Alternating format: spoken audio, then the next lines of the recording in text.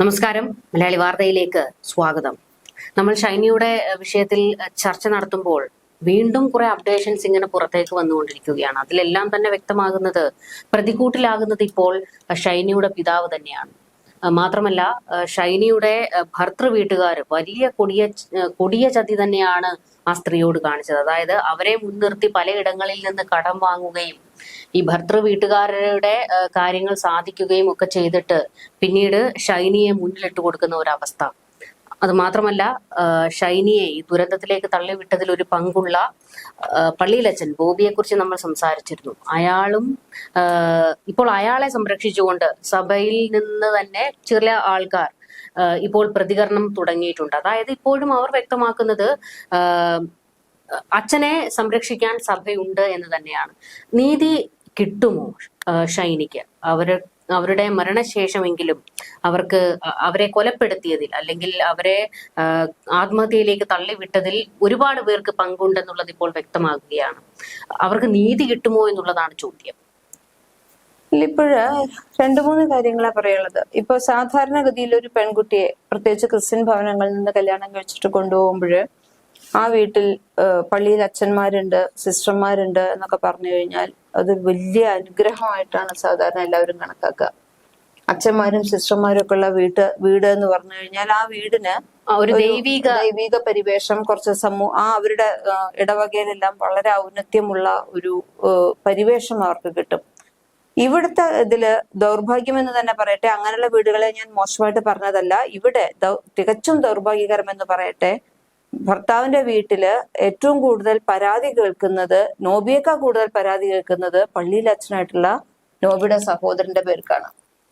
കാരണം അതില് പ്രധാനമായിട്ട് പറയാനുള്ള കാരണം, ഒരു പള്ളിയിൽ അച്ഛനാകുമ്പോൾ നമ്മളെല്ലാം മനസ്സിലാക്കിയെടുത്തോളം നല്ലത് പറഞ്ഞു കൊടുക്കുന്ന ആളായിരിക്കും. എന്തെല്ലാം വേണം എന്തെല്ലാം വേണ്ട എന്നുള്ളത് തിരിച്ചറിയാനും പറഞ്ഞു കൊടുക്കുന്ന ആളുമായിരിക്കും. ഇവിടെ പക്ഷെ സംഭവിച്ചത് നേരെ തിരിച്ചാണ്. കാരണം ഈ 9 മാസമായിട്ട് നോബിയുടെ ഭാര്യയുടെ വീട്ടിലേക്ക് പോയിരിക്കുകയാണ്. ഷൈനിയുടെ വീട്ടിലാണ് താമസിക്കുന്നത്. ഈ 9 മാസവും ഈ കുട്ടികൾക്കുള്ള ചെലവിന് പോലും നോബി കൊടുത്തിട്ടില്ല. നോബിൻ എന്ന് പറഞ്ഞു കഴിഞ്ഞാൽ അത്ര പണമില്ലാത്ത ആളോ ബുദ്ധിമുട്ടായിട്ട് മറ്റേ കൂലിപ്പണിക്ക് പോകുന്ന ആളൊന്നും അല്ല നോബി എന്ന് പറയുന്നത്. അപ്പോ ആ നോബിക്ക് ധാർമ്മികമായിട്ട് ഉള്ള ഒരു ഉത്തരവാദിത്വം തന്നെയാണ് ഉള്ളത്. ഷൈനി ഒക്കെ പറഞ്ഞ് മനസ്സിലാക്കാൻ വേണമെങ്കിൽ ഷൈനി പിണങ്ങി പോയതാണ് വീട്ടിലേക്ക് എന്ന് പറയാം. ഷൈനിയുടെ കാര്യം നോക്കണ്ട എന്ന് വെച്ചോട്ടെ. എങ്കിൽ പോലും സ്വന്തം മക്കള് 2 മക്കൾ അവിടെയുണ്ട്. ഈ 9 മാസം ഈ കുട്ടികള് എങ്ങനെ കഴിയുന്നു, ഈ കുട്ടികളുടെ ഭക്ഷണം, ഇവരുടെ വിദ്യാഭ്യാസം, സ്കൂൾ ഫീസുകൾ, അങ്ങനെ ഒരുപാട് കാര്യങ്ങൾ മുന്നിലുണ്ട്. ഇതെല്ലാം എങ്ങനെയാണ് മറ്റു വീട്ടിൽ നിന്ന് നോക്കുന്നത്? ഇപ്പൊ ഷൈനിയുടെ വീട്ടിലേക്കാണ് പോയത് എന്ന് പറയാം. പക്ഷെ കുട്ടികളുടെ കാര്യമോ? അതൊരിക്കലും നോബി ശ്രദ്ധിച്ചിട്ടില്ല. നോബിയെ കൊണ്ട് അത് പറഞ്ഞു കൊടുക്കുന്നതിന് വേണ്ടിയിട്ട് ഈ പള്ളിയിൽ അച്ഛന് കഴിഞ്ഞിട്ടുമില്ല. അതൊരു വലിയ വീഴ്ച തന്നെയാണ് ഈ പള്ളിയിൽ അച്ഛന്റെ ഭാഗത്തു നിന്ന് വന്നിട്ടുള്ളത്. ഏത് അച്ഛന്മാരായാലും ഈ കുടുംബ പ്രശ്നങ്ങൾ ഉണ്ടാകുമ്പോൾ അത് കാര്യമായിട്ട് പറഞ്ഞു കൊടുക്കും. പിന്നെ പറയുന്നുണ്ട്, കുടുംബ പ്രശ്നങ്ങൾ പറഞ്ഞ് തീരുമാനിക്കാൻ വേണ്ടി അവിടുത്തെ പള്ളിയിലെ അച്ഛൻ ശ്രമിച്ചപ്പോൾ അതിന് ഇടനിലയിട്ടത്, അതിന് തടയിട്ടത് ഷൈനിയുടെ അച്ഛനും നോബിയുടെ സഹോദരനുമാണെന്നാണ് പറയുന്നത്. ഒരു കാരണവശാലും അങ്ങനെ പറ്റില്ല. കാരണം ഈ ഡൈവോഴ്സിലേക്കൊന്നും പോകാതെ നമുക്ക് കാര്യങ്ങൾ പറഞ്ഞ് തീരുമാനിക്കാം എന്നൊരു നിലയിലേക്ക് എത്തിക്കഴിഞ്ഞപ്പോ അത് ഒരു കാര്യത്തിലും ഷൈനിയുടെ അച്ഛൻ ഉറപ്പിച്ചു പറഞ്ഞു, ഇനി എന്റെ മോൾ അവൾ ഒരുപാട് അനുഭവിച്ചു കഴിഞ്ഞു, ഇനി ഞങ്ങൾ അവളെ അങ്ങോട്ട് വിടുന്നില്ല. അതുപോലെ തന്നെ ഈ സഹോദരനായിട്ടുള്ള ബോബിയും അവളെ ഇങ്ങോട്ട് തിരിച്ചു കൊണ്ടുവരുന്നതിന് തയ്യാറായിരുന്നില്ല എന്നാണ് ഇപ്പൊ കേൾക്കുന്നത്.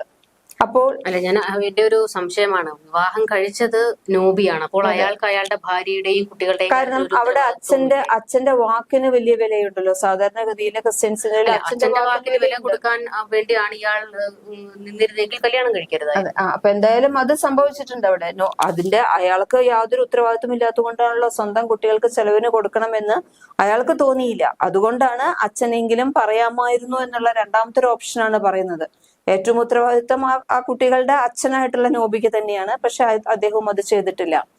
പിന്നെ ഈ ഷൈനിയെ കുറിച്ച് പറയുകയാണെങ്കിൽ, ഭർത്താവിന്റെ കുടുംബത്തിന്റെ ആവശ്യത്തിന് വേണ്ടിയിട്ടാണ് കുടുംബശ്രീന്ന് വായ്പ എടുത്തിട്ടുള്ളത്. ഈ വായ്പകളെല്ലാം തിരിച്ചടയ്ക്കാൻ ഷൈനിയുടെ മുന്നിൽ യാതൊരു മാർഗവും ഉണ്ടായിരുന്നില്ല. കാരണം ഷൈനി ശ്രമിച്ച ഒരു ജോലി പോലും ഷൈനിക്ക് കിട്ടിയിട്ടില്ല. 12ഓളം സ്ഥലങ്ങളിൽ നിന്ന് ഷൈനി അതിൽ നിന്ന് പറ്റാതെ പോന്നിരുന്നു. പിന്നെ ലാസ്റ്റ് ആണ് ഒരു സ്ഥലത്ത് ജോലിക്ക് കയറിയത്. അവിടെയുള്ള ബയോഗ്യാസ് പ്ലാന്റുമായി ബന്ധപ്പെട്ടിട്ടാണ് ഷൈനിക്ക് ആ ജോലിയും വേണ്ടാന്ന് വെക്കേണ്ടി വന്നത്. അപ്പോൾ ഷൈനി പറയുന്നത് ഒരു തരത്തിലും ഇതൊന്നും അടച്ചു തീർക്കാൻ ഷൈനിക്ക് പറ്റുന്നില്ല എന്ന് തുറന്നു പറയുന്ന വാട്സാപ്പ് സന്ദേശം പുറത്തു വന്നിട്ടുണ്ടായിരുന്നു. ഇതെല്ലാം തന്നെ ആ പ്രദേശത്തെ ജ്ഞാനായ ഗ്രൂപ്പുകളിലെല്ലാം ഈ സന്ദേശം മുഴുവനും സജീവമായിട്ടുള്ള ചർച്ചയാകുന്നുണ്ട്. ഇത് പലയിടത്തും കിട്ടുന്നുണ്ട്. ജ്ഞാനായ ഗ്രൂപ്പിൽ അംഗമായിരുന്നു ഷൈനിയും. അപ്പൊ അവിടെ ഈ കാര്യങ്ങളെല്ലാം അറിയുന്നുണ്ട്. പള്ളി വികാരിമാർക്കെതിരെ അടക്കം ആരോപണങ്ങൾ അതുകൊണ്ടാണ് ഉയരുന്നത്. ഈ കാര്യത്തിൽ കൂടുതലായിട്ട് സംസാരിച്ചിട്ടുള്ളത് അല്ലെങ്കിൽ ഒരു സന്ദേശമായിട്ട് ഇപ്പൊ സമൂഹത്തിൽ നമ്മൾ ഏറ്റവും കൂടുതൽ ചർച്ച ചെയ്യുന്നത് ജ്ഞാനായ സംഘടനാ നേതാവ് ബെന്നി ഇല്ലിക്കലിന്റെ വാട്സാപ്പ് ഗ്രൂപ്പുകളിൽ ഒരു തുറന്നു പറച്ചിലുണ്ടായിരുന്നു ഈ ഇതിനെ കുറിച്ച്. അതിൽ നിന്നാണ് നമുക്ക് ഏറ്റവും അപ്ഡേറ്റഡ് ആയിട്ടുള്ള കാര്യങ്ങൾ, ഒരുപാട് കാര്യങ്ങൾ അറിയുന്നുണ്ട്. കാരണം ഇതില് ഏറ്റവും കൂടുതൽ പങ്ക്, അതനുസരിച്ച് നമ്മൾ നോക്കുകയാണെങ്കിൽ ഏറ്റവും കൂടുതൽ അതിൽ പങ്ക് വരുന്നത് നോബിയുടെ സഹോദരനായിട്ടുള്ള ബോബി അച്ഛനാണ്. ബോബി അച്ഛനൊരു പങ്കുണ്ട് എന്നുള്ളതാണ് ഇദ്ദേഹത്തിന്റെ വാട്സാപ്പ് ഗ്രൂപ്പ് സന്ദേശത്തിൽ നിന്ന് നമുക്ക് മനസ്സിലാവുന്നത്. അതുപോലെ തന്നെ അതിൽ ഏറ്റവും കൂടുതൽ പങ്കുള്ളത് അല്ലെങ്കിൽ ഒരു കാരണവശാലും കൈ കഴുകാൻ പറ്റാതെ വരുന്നത് ഷൈനിയുടെ അച്ഛനുമാണ്. അപ്പൊ ഇവർക്ക് രണ്ടുപേർക്കും തുല്യ പങ്കുണ്ട്. ഈ ഷൈനിയുടെ അച്ഛൻ വിചാരിച്ചാൽ മതിയായിരുന്നു, മകള് ശരിയാണ്, വിവാഹം കഴിഞ്ഞു പോയി, ഡൈവോഴ്സ് ആവുന്ന വേണ്ട കേസുകൾ നടക്കുന്നു, ഒരുമിപ്പിക്കാൻ ശരി പറ്റിയില്ല. കാരണം ഇവള് ഇത്രയധികം പീഡനങ്ങൾ സഹിച്ചു കഴിഞ്ഞാൽ വീണ്ടും ഒരു അനുരഞ്ജന ചർച്ചയ്ക്ക് തയ്യാറാകാത്തത് പോട്ടെ. പക്ഷെ ആ മകളെയും കുഞ്ഞുങ്ങളെയും എങ്ങനെ പരിരക്ഷിക്കാമെന്ന് അച്ഛൻ നോക്കിയിട്ടില്ല. ഇതിനിടയ്ക്കൊരു ആരോപണം വരുന്നത്, അതായത് ഈ ഷൈനിയുടെ മൃതദേഹം നോബിയുടെ ഇടവകയിലെ പള്ളിയിൽ തന്നെ അടക്കം ചെയ്യാൻ അച്ഛൻ, ഷൈനിയുടെ സ്വന്തം അച്ഛൻ പൈസ വാങ്ങിയിട്ടുണ്ട്. ആ ഒരു കാര്യം ഇതേ ഇതിൽ തന്നെയാണ് പറയുന്നത്. എന്താന്ന് വെച്ച് കഴിഞ്ഞാല് ഇവര് പറയുന്നത്, ആദ്യം ഇവര് എങ്ങനെയാണ് ഈ അടക്കം എന്നൊക്കെ ചോദിക്കുമ്പോൾ നോമിയുടെ അനുജനായിട്ടുള്ള ഉണ്ണി എന്ന് പറയുന്ന ആള് പറയുന്നത് അതിനെക്കുറിച്ചുള്ള സംസാരം നടന്നുകൊണ്ടിരിക്കുകയാണ്. ഇവരുടെ വീട്ടിൽ വേണോ, ഷൈനിയുടെ വീട്ടിലെ ഇടവകയിൽ വേണോ, നോബിന്റെ വീട്ടിലെ ഇടവകയിൽ വേണോ എന്നുള്ള കാര്യം സംസാരിച്ച് തീരുമാനമാക്കുമെന്ന് പറഞ്ഞിരുന്നു. പക്ഷെ അത് കഴിഞ്ഞതിന് ശേഷമാണ് ഇത് പറയുന്നത്, ഒരു കാര്യം ചെയ്യാം, ഷൈനിയുടെ വീട്ടിലേക്ക് തന്നെ കൊണ്ടുപോകാം എന്നൊരു തീരുമാനമാകുന്നു. അപ്പോ അതില് പ്രത്യേകിച്ചൊന്നും പറയുന്നില്ല. നോബിയുടെ കുടുംബം ആദ്യമൊന്നും പറഞ്ഞില്ല, അങ്ങോട്ട് കൊണ്ടുപോകാമെന്ന് പറയുന്നു. അതിനുശേഷമാണ് നോബിയുടെ കുടുംബം തങ്ങളുടെ ഇടവകയിൽ അടക്കണമെന്ന് വാശി പിടിക്കുന്നത്. ഇതിനു വേണ്ടിയിട്ടാണ് നോബിയുടെ മകനെ കൊണ്ട് ആവശ്യം ഉന്നയിപ്പിക്കുകയാണ് ചെയ്യുന്നത്. ഇങ്ങനെ ഞങ്ങൾക്ക് ഇവിടെ തന്നെ എന്റെ അമ്മയുടെയും പെങ്ങന്മാരുടെയും മൃതദേഹം ഞങ്ങളുടെ ഇടവകയിൽ തന്നെ അടക്കണം എന്നൊരു ആവശ്യം മകൻ എഡ്വിനെ കൊണ്ടാണ് ഇവര് മുന്നോട്ട് വെപ്പിക്കുന്നത്. അപ്പോൾ അത് വന്നു. ഇപ്പൊ വീണ്ടും അതിന്റെ ചർച്ചകളായി കഴിഞ്ഞപ്പോൾ ഷൈനിയുടെ പിതാവ് അതിന് തയ്യാറായി. പക്ഷെ 3 നിബന്ധന വെച്ചു എന്നാണ് പറയുന്നത്. ഒന്നാമതായിട്ട് നോബി മൃതദേഹങ്ങൾ എടുക്കാൻ വീട്ടിലേക്ക് വരണം, നോബി തന്നെ നേരിട്ട് വരണം എന്നുള്ളത്. അപ്പൊ തന്നെ അതിലൊരു കടുംപിടുത്തമുണ്ട്. ഒരു അച്ഛൻ എന്ന രീതിയിൽ ശരിക്കും നോബിയുടെയും കൂടി അച്ഛനാണല്ലോ ഷൈനിയുടെ ഭർത്താവായിട്ടുള്ള നോബിയുടെയും കൂടി അച്ഛനാണ് അങ്ങനെ വരുമ്പോൾ. പക്ഷെ ശരിക്കും എത്ര പറഞ്ഞാലും ഭാര്യയുടെയും മക്കളുടെയും ചിന്നിച്ചെതറിയ ദേഹമാണ്. അതെടുക്കാൻ വേണ്ടി നോബി തന്നെ വരണം എന്നുള്ളതാണ് ഒരാവശ്യം. കുടുംബക്കാരോ പള്ളിക്കാരോ വന്നാൽ പോരാ, നോബി തന്നെ തിരിച്ചു വരണം എന്ന് മാത്രമല്ല അവിടെ വന്ന് മൃതദേഹങ്ങൾ ഷൈനിയുടെ വീട്ടിൽ പൊതുദർശനത്തിന് വെക്കണം. അപ്പൊ അവിടെയും ഈ നോബിൻ അവിടെ ഇരിക്കണം. അപ്പൊ ഉറപ്പാണ് ആൾക്കാരുടെ ഉള്ള എല്ലാ ഇതും നോബിൻ ഏറ്റുവാങ്ങണം എന്നുള്ളത്. ഇത് കൂടാതെ മൂന്നാമത്തേതാണ് ഏറ്റവും നമുക്ക് സങ്കടം വരുന്നത്, അടക്കവുമായി ബന്ധപ്പെട്ടുള്ള എല്ലാ ചെലവുകളും നോബിയുടെ വീട്ടുകാര് വഹിക്കണം. എന്താന്ന് വെച്ച് കഴിഞ്ഞാൽ ആ ചടങ്ങ് എന്ന് പറഞ്ഞാൽ കാരിത്താസിൽ 2 ദിവസം വെച്ചു, അതിന്റെ പൈസ വേണം. ഇവിടെ ഇത് കൊണ്ടുവന്ന് വെച്ച് കഴിഞ്ഞപ്പോ പന്തലിട്ടു, അതിന്റെ ചെലവ് വേണം. ആ പൈസ എല്ലാം തരുവാണെങ്കിൽ നിങ്ങൾ എവിടേക്കാച്ച അതിനെ എടുത്തു കൊണ്ടുപോയിക്കോ എന്നുള്ളതാണ്. ഒരു മരിച്ചു കഴിഞ്ഞിട്ടും കൊടിയ വേദനകളാണ്, വാശി. മൃതദേഹത്തിനോ മകളോ അല്ലെങ്കിൽ പേരക്കുട്ടികളോ മരിച്ചു എന്നുള്ളതിനേക്കാൾ കൂടുതൽ മറ്റൊരു കുടുംബത്തിനോടുള്ള വാശിയാണ് അവിടെ കാണിക്കുന്നത്. എന്റെ വാശി ജയിച്ചു കാണണം, അവൻ പൈസ തന്നിട്ട് വേണമെങ്കിൽ ഇത് എടുത്തോണ്ട് പോടാ എന്നുള്ള ഒരു അനാദരവാണ് അവിടെ കാണിച്ചത്. കൊടിയ ക്രൂരതയാണ് കാണിച്ചത്. ജീവിച്ചിരുന്നതിനേക്കാൾ കൂടുതൽ മരിച്ചു കഴിഞ്ഞപ്പോഴായിരിക്കും ക്രൂരത കൂടുകയാണ് ചെയ്തിട്ടുള്ളത് എന്ന് നമുക്ക് പറയേണ്ടി വരും. നിങ്ങൾ കൊണ്ടുപോകും, നിങ്ങൾ എടുത്തു, പൈസ തരാമെങ്കിൽ ഞങ്ങൾ എടുക്കാം. ആദ്യം അവിടുന്ന് ഈ 3 ശവപ്പെട്ടികളിലായിട്ട് ഷൈനിയുടെ വീട്ടിലേക്ക് കൊണ്ടുവരുന്നു. അവിടുന്ന് വീണ്ടും വഴക്കും ബഹളമൊക്കെ ആയിട്ട് തിരിച്ച് ഇങ്ങേപ്പുറത്തേക്ക് തന്നെ കൊണ്ടുപോകുന്നു. ആ പോകുന്ന സമയത്ത് ഇവിടുന്ന് പള്ളിയിൽ നിന്ന് ആൾക്കാർ പോകുന്നില്ല. അപ്പൊ അങ്ങനെ ഒരു വലിയ തർക്കവും ബഹളവുമായിട്ടാണ് ആ മൃതദേഹങ്ങളുടെ അടക്ക് നടക്കുന്നത്.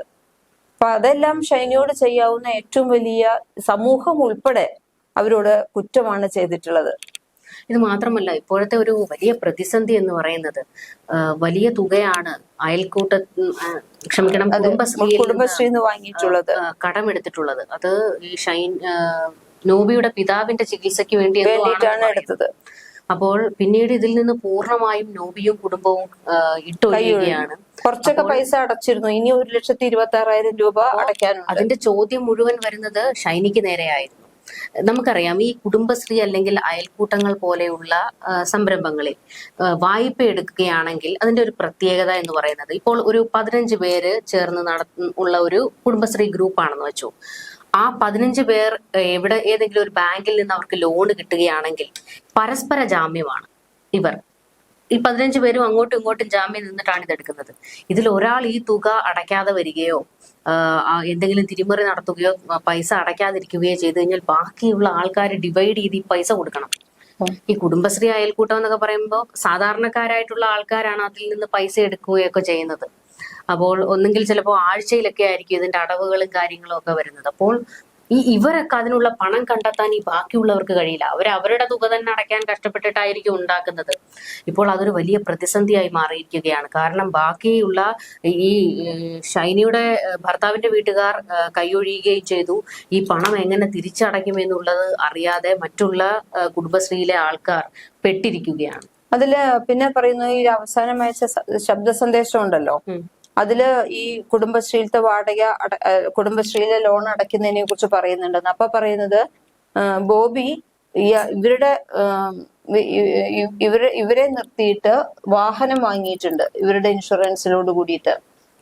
അത് തിരിച്ച് ആക്കി കൊടുത്തു കഴിഞ്ഞാൽ, ഇവരുടെ പേർക്കാണെന്നും പറഞ്ഞിട്ട് നോബി വാങ്ങിയിട്ടുണ്ട്. അപ്പൊ അതിന്റെ ഉടമസ്ഥാവകാശം തിരിച്ച് കൊടുത്തതിനനുസരിച്ച് ഈ ലോണിലേക്ക് പൈസ തരാം എന്തോ ആണ് പറഞ്ഞിട്ടുള്ളത്.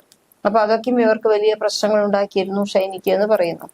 ഈ കുടുംബശ്രീയുടെ അടച്ചു വീട്ടണം എന്നുള്ളത് ഷൈനി നോബിനോട് പറഞ്ഞിട്ടുണ്ട്. അപ്പൊ നോബിന് വെച്ചിട്ടുള്ളത് ഈ വാഹനങ്ങളെല്ലാം ഏതൊക്കെയോ പേരുകൾ ഇവരുടെ പേർക്കുണ്ട്, ഷൈനിയുടെ പേർക്ക് എന്തെല്ലാം സംഭവങ്ങളുണ്ട്, അതെല്ലാം തിരിച്ചെഴുതി കൊടുക്കുന്നതിന്റെ മുറയ്ക്ക് ഇത് അടച്ചു വീട്ടുള്ളൂ എന്നോ അങ്ങനെ എന്തോ പറഞ്ഞ് ഇവര് തമ്മിൽ വീണ്ടും ഈ മരിക്കുന്നതിന്റെ കുറച്ച് മണിക്കൂറുകൾക്ക് മുമ്പ് ഒരു വാക്കേറ്റം നടന്നതായിട്ടാണ് പറയുന്നത്.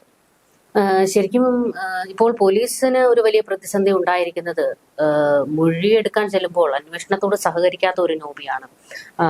കുറ്റബോധത്താൽ സെല്ലിലിരുന്ന് കരയുന്ന ഇനിയിപ്പോ അയാൾ കരഞ്ഞിട്ടൊന്നും എന്ത് കാര്യമാണ്? 3 പേരുടെ മരണത്തിന് അയാളാണ് ഉത്തരവാദി. അല്ല, ഈ 2 മക്കൾക്ക് ചെലവിനെങ്കിലും കൊടുത്തിരുന്നു എന്നുണ്ടെങ്കിൽ അയാൾ കരയുന്നതിൽ ഒരു അർത്ഥം അല്ല, ഇത് സംഭവിക്കില്ലായിരുന്നു അപ്പോഴ്. കാരണം ഈ കുട്ടികൾക്ക് ചെലവിന് കൊടുക്കുന്നത് ഷൈനിയുടെ അച്ഛനായതുകൊണ്ടാണല്ലോ അച്ഛൻ ഇത്രയും ഒരു പ്രമാണിത്വം അവിടെ വന്നത്. അപ്പോൾ ശരി, ഷൈനിയെ നോക്കണ്ട, സ്വന്തം മക്കൾക്ക് ചെലവിന് കൊടുക്കുന്നുണ്ട് ആ അപ്പൻ എന്നുണ്ടെങ്കിൽ തീർച്ചയായിട്ടും ഷൈനിക്ക് അതൊരു സ്വന്തം വീട്ടിലെ തല ഉയർത്തി നിൽക്കാനുള്ള ഒരു സഹായമായേനെ അത്. ഈ ഷൈനി മരിക്കുന്നതിന്റെ തലേ ദിവസം താൻ വോയിസ് മെസ്സേജ് അയച്ചിരുന്നു എന്ന് നോബി സമ്മതിക്കുന്നുണ്ട്. പക്ഷേ എന്താണ് അയച്ചത് എന്ന് ചോദിക്കുമ്പോൾ അതിന് മാത്രം മറുപടി പറയാതെ സഹകരിക്കാതെ ഇരിക്കുകയാണ്. ഇപ്പോൾ പോലീസ് ഇപ്പോൾ ശ്രമിക്കുന്നത് മൊബൈൽ ഫോണുകൾ കേന്ദ്രീകരിച്ച് അന്വേഷണം നടത്തി അതിലെ ഡിലീറ്റ് ചെയ്തിട്ടുള്ള സംഭവങ്ങളെല്ലാം റിക്കവർ ചെയ്തെടുത്തിട്ട് അന്വേഷണവുമായി മുൻപോട്ട് പോകാനാണ് ഇപ്പോൾ പോലീസ് തീരുമാനിച്ചിരിക്കുന്നത്. എന്തായാലും വളരെ ദാരുണമായ സംഭവങ്ങൾ. ഇവിടെയാണ് നമ്മൾ ആ പള്ളിയിലച്ചന്റെ കാര്യം എനിക്ക് വീണ്ടും പറയേണ്ടി വരുന്നത്. അയാൾ കൃത്യമായ ഇതിൽ നീക്കം നടത്തിയിട്ടുണ്ട്. ഇപ്പോൾ സഭ പോലും വിഷയം കൈവിട്ടു പോയി എന്ന് കണ്ടതോടെയാണ് ഇടപെടാൻ തയ്യാറായിരിക്കുന്നത്. കാരണം ഇനിയിപ്പോൾ അതല്ലാതെ വേറെ വഴിയില്ല. കാരണം ഈ സഭകൾക്കെല്ലാം ഇത്തരത്തിലുള്ള കള്ളപ്പാതിരിമാരെ സംരക്ഷിച്ചല്ലേ ശീലമുള്ളൂ. നമ്മൾ അതിന്റെ എത്രയോ വാർത്തകൾ കണ്ടിരിക്കും. ചിലപ്പോൾ ഇത് പറഞ്ഞു കഴിഞ്ഞാൽ ചിലർക്ക് കയറിക്കൊള്ളുന്ന ആൾക്കാരുണ്ട്. നിങ്ങൾക്ക് കൊണ്ടിട്ടും കാര്യമില്ല. കാരണം സഭയായിക്കോട്ടെ, അത് ഏത് മതത്തിൻ്റെതും എന്ത് തന്നെ ആയിക്കോട്ടെ, എന്ത് സംഘടനയാണെങ്കിലും അല്ലെങ്കിൽ എന്ത് വിശ്വാസ കേന്ദ്രങ്ങളാണെങ്കിലും ആയിക്കോട്ടെ, അവിടെ ഇത്തരത്തിലുള്ള അനീതി നടത്തുന്ന ആൾക്കാരുണ്ടെങ്കിൽ, മോശക്കാരായിട്ടുള്ള ആൾക്കാരുണ്ടെങ്കിൽ അവരെ വെളിച്ചത്തേക്ക് കൊണ്ടുവരേണ്ടത് ഈ വിശ്വാസികൾ തന്നെയാണ്. അതൊന്നും ചെയ്യാതെ ഒരു പറ്റം ആൾക്കാർ സഭയിൽ കയറി കൂടിയിരുന്നു കൊണ്ട് ഈ ജ്ഞാനായ എന്ന് പറയുന്ന സഭയുടെ ഒരു പ്രത്യേകത, ചെറിയ ഒരു കമ്മ്യൂണിറ്റിയാണ്. അപ്പോൾ അതുകൊണ്ട് തന്നെ ഇവർക്കാണ് മറ്റേ വേറെ കമ്മ്യൂണിറ്റിയിൽ നിന്ന്, അതായത് RC-യിൽ നിന്നോ LC-യിൽ നിന്നോ ഒന്നും വിവാഹം കഴിക്കാൻ പറ്റത്തില്ല. ക്നാനായക്കാരിൽ നിന്ന് തന്നെ കല്യാണം കഴിക്കണം. തന്നെയല്ല, ഒരു കൊമ്പൂടുള്ള ആൾക്കാരാണ്. അപ്പോൾ അത്തരത്തിൽ ഉള്ള പ്രശ്നങ്ങൾ, അതുകൊണ്ട് തന്നെ മാക്സിമം ഇവർ മൂടി വെക്കാനേ ശ്രമിക്കുകയുള്ളൂ. ഈ പ്രതിസന്ധികൾ, അല്ലെങ്കിൽ അച്ഛൻ ഇതുപോലെ ഒരു ഇങ്ങനെ 3 പേർ ആത്മഹത്യ ചെയ്ത ഒരു കേസിൽ കുറ്റം ആരോപിക്കപ്പെടുന്നത് വലിയ പ്രതിസന്ധിയാണ് അവരെ സംബന്ധിച്ചിടത്തോളം. അപ്പോൾ അതുകൊണ്ട് തന്നെ മാക്സിമം സഭയും ഇയാളെ സംരക്ഷിക്കാനുള്ള നീക്കമേ നടത്തുകയുള്ളൂ എന്ന് നമുക്ക് കൃത്യമായിട്ട് അറിയാം. എന്തായാലും പക്ഷേ വിശ്വാസികൾ ഇടപെടുക, അതാണ് നമുക്ക് പറയാനുള്ളത്. ഇപ്പോൾ അവിടുത്തെ അല്ലെങ്കിൽ ആ നാട്ടുകാരായിട്ടുള്ള ആൾക്കാർ, ഈ പള്ളിയിലെ വിശ്വാസികളായിട്ടുള്ള ആൾക്കാർ, നിങ്ങൾ ചോദ്യം ചോദിക്കുക. ഇന്ന് ഷൈനിക്ക് ഇത് സംഭവിക്കാമെങ്കിൽ നാളെ ആ ഇടവകയിലെ മറ്റാർക്കെങ്കിലും ഇത് സംഭവിക്കാം. അപ്പോൾ പിന്നെ നിങ്ങൾ ഇന്നേ ചോദ്യം ചോദിച്ചു തുടങ്ങുക. അല്ലാതെ എന്തെങ്കിലും വീണ്ടും ഒരു ആപത്ത് ഉണ്ടായി കഴിഞ്ഞതിന് ശേഷം കുറച്ചാളുകൾ കൂടി ചില ആൾക്കാരെ നന്നാക്കാൻ ഇറങ്ങിയിട്ടൊന്നും ഒരു കാര്യവുമില്ല. അപ്പോൾ അത്തരത്തിലുള്ള ഒരു നീക്കം എല്ലാവരിൽ നിന്നും ഉണ്ടാകേണ്ടത് അത്യാവശ്യമാണ്. ഇപ്പോൾ വിഷമം ഉണ്ടാകുന്നത് അവരുടെ മൃതദേഹം വെച്ച് പോലും ഇത്തരത്തിൽ വിലപേശൽ നടത്തി. അത് ആരാണ്? അവരുടെ ബന്ധുക്കൾ, അവരുടെ സ്വന്തം അച്ഛനാണ് വിലപേശിയിരിക്കുന്നത്. അതാണ് അതിലെ ഏറ്റവും സങ്കടകരമായ വസ്തുത. അവർക്ക് നമ്മുടെ ഒക്കെ വിശ്വാസപ്രകാരം ആത്മാവ് എന്നൊന്നുണ്ടെങ്കിൽ ആ സമയം അലറി കരഞ്ഞിട്ടുണ്ടായിരിക്കും. കാരണം സ്വന്തം അച്ഛൻ അവരുടെയും മക്കളുടെയും പേരക്കുട്ടികളുടെയും മൃതദേഹം വിട്ടുകൊടുക്കുന്നതിന് വേണ്ടി ഇത് മോർച്ചറിയിൽ സൂക്ഷിച്ച 2 ദിവസത്തേന്റെയും അവിടെ പന്തലിടേണ്ട വന്നതിന് ഉൾപ്പെടെ ഉള്ള വാടക ചോദിക്കുകയാണ്. അത് തന്നാൽ നിങ്ങളിത് എവിടേക്കെങ്കിലും എടുത്തുകൊണ്ട് പൊക്കോ എന്ന് പറയുമ്പോ ആ ആത്മാവ് പോലും എന്തുമാത്രം അലറി കരഞ്ഞിട്ടുണ്ടാകും എന്നാണ് നമുക്ക് ആലോചിക്കുന്നത്. നമുക്കിപ്പോ ഊഹിക്കാവുന്നതേ ഉള്ളൂ. മരിച്ചു കഴിഞ്ഞിട്ട് പോലും അവരോട് ഇത്രയും ക്രൂരത കാണിച്ചിട്ടുണ്ടെങ്കിൽ നമുക്ക് ഊഹിക്കാവുന്നതേ ഉള്ളൂ ജീവിച്ചിരുന്നപ്പോൾ അവരോട് എന്തെല്ലാം ചെയ്തിട്ടുണ്ടാകും എന്നുള്ളത്. എന്തായാലും ഇതുപോലത്തെ ദാരുണ സംഭവങ്ങൾ ഇനിയും ഉണ്ടാകാതിരിക്കട്ടെ. നമുക്ക് കൂടുതൽ ചർച്ചകളുമായി കാണാം. നമസ്കാരം.